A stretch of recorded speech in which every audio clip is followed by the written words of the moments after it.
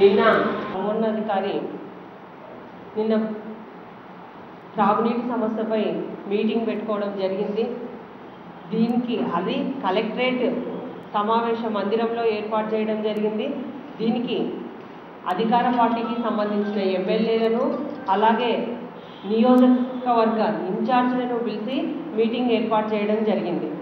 ఇప్పుడు మీకు అందరికీ తెలుసు, మనకి ఎండాకాలం, అంతేకాకుండా వర్షాలు లేనందువల్ల కూడా త్రాగునీటి సమస్య విపరీతంగా ఉంది.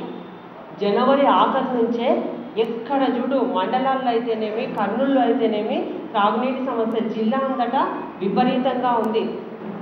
ఇటువంటి పరిస్థితుల్లో త్రాగునీటి సమస్యపై సమీక్షా సమావేశాన్ని ఏర్పాటు చేసి అధికార పార్టీకి సంబంధించిన ఎమ్మెల్యేలను, ఓడిపోయిన నియోజకవర్గ ఇన్ఛార్జీలను మాత్రమే పిలిచి మీటింగ్ ఏర్పాటు చేయడం ఎంతవరకు సమంజసము? అంటే ప్రతిపక్ష పార్టీ ఎమ్మెల్యేలకు కనీసము పిలవాలన్న ఇంకిత జ్ఞానం కూడా లేకుండా అధికార యంత్రాంగం పనిచేస్తూ ఉంది. మేము ప్రజల చేత ఎన్నుకోబడిన ఎమ్మెల్యేలము కాబట్టి ప్రజా సమస్యలపై, ముఖ్యంగా త్రాగునీటిపై ఇంత ముఖ్య సమావేశం జరుగుతున్నప్పుడు కనీసం ప్రతిపక్ష పార్టీ ఎమ్మెల్యేలను ఆహ్వానించడం మాకు ఎవ్వరికి ఇంటిమేషన్ లేకుండా నిన్న మీటింగ్ జరపడం జరిగింది. అంటే అది కూడా కలెక్టరేట్ సమావేశ మందిరమా, లేకపోతే అధికార పార్టీ తెలుగుదేశం పార్టీ సమావేశ మందిరమా అని మేము అడుగుతూ ఉన్నాం, ఈరోజు ప్రశ్నిస్తూ ఉన్నాం. అంతేకాకుండా ఈరోజు కర్నూలులో త్రాగునీటి సమస్య విపరీతంగా ఉంది. దీనిపైన మేము ఎన్నోసార్లు అధికారుల దృష్టికి తీసుకెళ్తూనే ఉన్నాం, కానీ ఎవ్వరూ దీని గురించి ఏమాత్రం పట్టించుకోవడం లేదు. ముఖ్యంగా మనకి ప్రతి సంవత్సరం కేసీ కెనాల్ నుంచి చుంకేస్ల బ్యారేజ్ నుంచి మనకు నీళ్ళు వచ్చేవి. ఇప్పుడు అది వర్షాలు లేనందువల్ల అది ఎండిపోవడం జరిగింది. ఇప్పుడు మనకు జీడిపి నుంచి నీళ్ళు వదలాలని మేము మొదటి నుంచి కోరుతా ఉన్నాం. ఈ జీడిపి కెపాసిటీ కూడా 4.5 టీఎంసీ జీడిపి కెపాసిటీ, కానీ కేవలం 0.7 టీఎంసీ మాత్రమే జీడిపిలో నీళ్లు నింపడం జరిగింది. ఈ నీళ్లు నింపడం కూడా అంటే ఇది కూడా ఈ 0.7 టీఎంసీ కూడా ఎందుకు నింపినారు మీరు అని ప్రభుత్వం నుంచి ఇరిగేషన్ అధికారులకు మెమోలు జారీ చేయడం జరిగింది. అంటే ఈ హెచ్ఎన్ఎస్ఎస్ వాటరు కేవలం అనంతపూర్కి మాత్రమే 37 టీఎంసీలు మొత్తం మనం హెచ్ఎన్ఎస్ఎస్ నుంచి వాడుకోవాల్సి ఉంటే కేవలం కర్నూలుకి 7 టీఎంసీలు మాత్రమే సాగునీరు, త్రాగునీరు అవసరాల కోసం కేటాయించడం జరిగింది. అంటే 30 టీఎంసీలు అనంతపురికే. ఈ 7 టీఎంసీలు కూడా చెరువులు నింపుకోవడానికి, గుంటలు నింపుకోవడానికి, అలాగే త్రాగునీటికి, సాగునీటికి. ఇప్పుడు కేవలం ఈ 0.7 టీఎంసీ నీళ్ళ వల్ల మనకి ఈ ఉన్న నీళ్ళను కూడా కర్నూలు తాగునీటి అవసరాలకు, వేరే వాటికి ఉపయోగించకుండా త్రాగునీటి అవసరాలకు మాత్రమే వాడుకోవాలని మేము మొదటి నుంచి అధికారులను కోరుతూనే ఉన్నాం. కానీ ఈ ప్రభుత్వానికైతేనేమి, అధికారులకైతేనేమి కర్నూలు జిల్లా ప్రజలు ఎట్లా పోయినా వాళ్ళకు సంబంధం లేదు. కానీ ఎంతసేపు ఉన్నా అనంతపూర్ జిల్లా ప్రాంత వాసులకు మాత్రం కోసమే పనిచేస్తూ ఉన్నారు. కానీ కర్నూలు జిల్లాలో వీళ్ళు మనుషులు లేరా, ప్రజలు లేరా? త్రాగునీటి అవసరాలకి ఎందుకు కనీసం తాగడానికి మేము నీళ్ళు అడుగుతూ ఉన్నాం, మా నుంచి నీళ్లు పోతూ ఉన్నాయి, వాళ్ళు మొత్తం వాడుతూ ఉన్నారు. అంటే ఇది కేవలం ప్రభుత్వము అనంతపూర్ జిల్లాకు మాత్రమే నీళ్ళు ఇవ్వాలా, కర్నూలు జిల్లా ప్రజలపై ఎందుకు ఇంత వివక్షత అని నేను ఈరోజు ప్రభుత్వాన్ని ప్రశ్నిస్తూ ఉన్నా.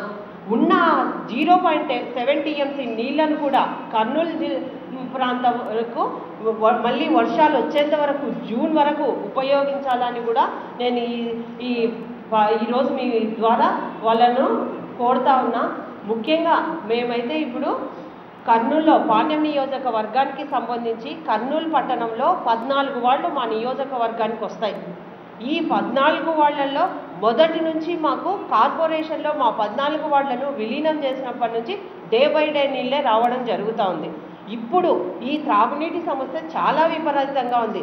పక్కనే ఉన్న కర్నూలు ప్రాంతానికైతే రోజు మధ్యాహ్నం నుంచి రాత్రి వరకు నీళ్ళు ఇస్తూ ఉన్నారు. అదే మేము ఉన్న మా 14 వార్డులకు 10 రోజులకు ఒకసారి, వారానికి ఒకసారి, అది కూడా ఏ టైంకు, ఏ అపరాత్రో అర్ధరాత్రో అపరాత్రో ఏ టైంకు నీళ్ళు వస్తాయో కూడా తెలియని పరిస్థితి ఉంది. అంటే మేమేం ఇండియాలో లేమా, మేమేం పాకిస్తాన్లో ఉన్నామా, ఆఫ్ఘనిస్తాన్లో ఉన్నామా అని నేను ఈ ప్రభుత్వాన్ని ప్రశ్నిస్తూ ఉన్నా.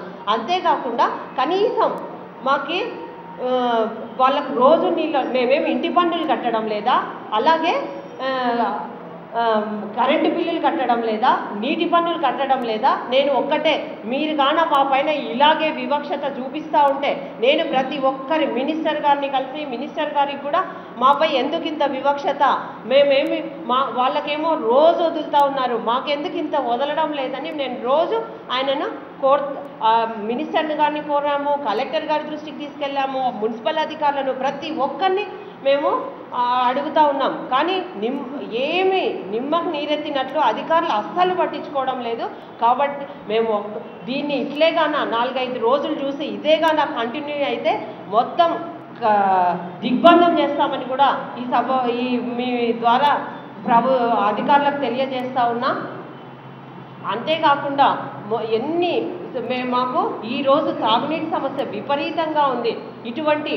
దీన్ని వాళ్ళ పార్టీ సమావేశంలాగా జరుపుకోవడం జరిగింది.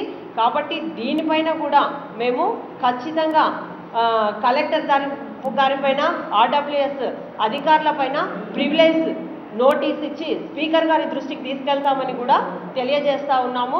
ఖచ్చితంగా అధికారులు అయితేనేమి, అలాగే అధికారులు మొత్తం అధికార పార్టీకి తొత్తులుగా మరి ఈరోజు పనిచేస్తున్నారు. కానీ అవును, ప్రతిపక్ష పార్టీ ఎమ్మెల్యేలు ఉన్నారు, వాళ్ళకి కనీసం మినిస్టర్లు వచ్చేది. నిన్న నారాయణ మున్సిపల్ మినిస్టర్ వచ్చినది కూడా మాకు ఇంటిమేషన్ లేదు. మేమే వేరే ద్వారా అప్పటికప్పుడు తెలుసుకొని మేము పోయి కలవడం జరిగింది. కాబట్టి ఇంకా ఇట్లా ప్రజలంతా దీన్ని గమనిస్తూ ఉన్నారు. ఎందుకు ఇంత వివక్షత చూపుతూ ఉన్నారు? రాబోయే కాలంలో తప్పకుండా ప్రజలు ఇదంతా గమనిస్తూ ఉన్నారు. వచ్చే ఎలక్షన్లలో వీళ్ళు ఇలాగే చేస్తే కానీ డిపాజిట్లు కూడా దక్కవని కూడా నేను తెలియజేస్తూ ఉన్నా.